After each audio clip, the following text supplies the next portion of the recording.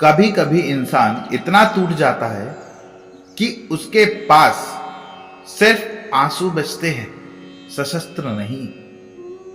आप हर मोर्चे पर लड़े, घर के लिए, रिश्तों के लिए, सच्चाई के लिए, लेकिन एक दिन जब अपने ही आपके खिलाफ खड़े दिखें तो लड़ाई लड़ने का मन ही मर जाता है।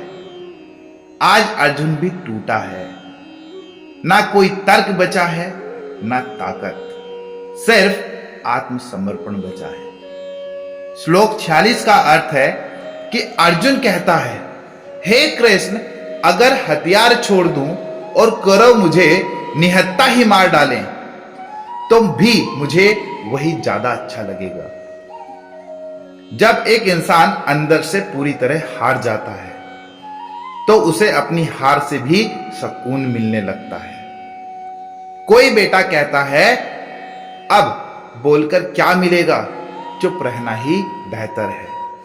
कोई पिता सोचता है, बच्चों के तानों से अच्छा है मैं ही हार मान लूं। ये हार नहीं होती, ये आत्मा की चुप चीख होती है। गीता कहती है, अगर तुम टूट रहे हो तो यह भी एक पड़ाव है जहां से आत्मज्ञान शुरू होता है। अर्जुन का हार मानना पराजय नहीं है, वो कृष्ण के लिए रास्ता बनाना है।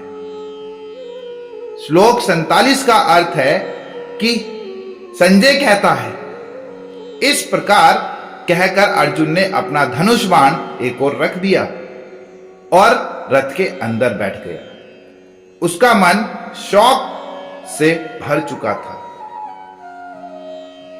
जब कोई बहादुर इंसान अपने सबसे बड़े युद्ध से ठीक पहले चुपचाप बैठ जाए तो समझिए वो डर नहीं रहा, वो खुद से लड़ रहा है।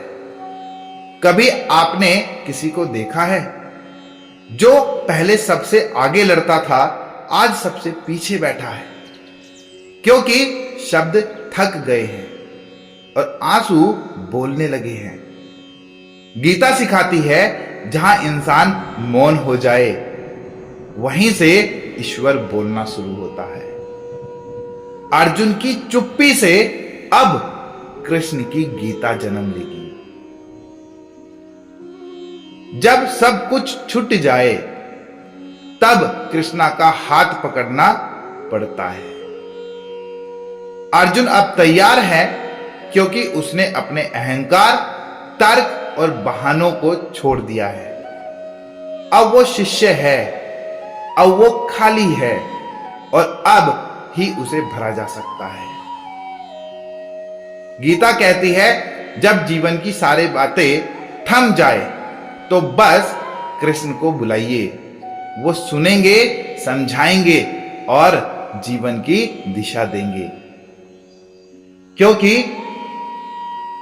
यह कहा जाता है कि भरे हुए घड़े को भरा नहीं जा सकता, खाली घड़ा ही भरा जा सकता है। इसलिए श्री कृष्ण अर्जुन को खाली होने का इंतजार कर रहे थे कि कब अर्जुन खाली हो और मैं उसमें ज्ञान का समुद्र भर दूं।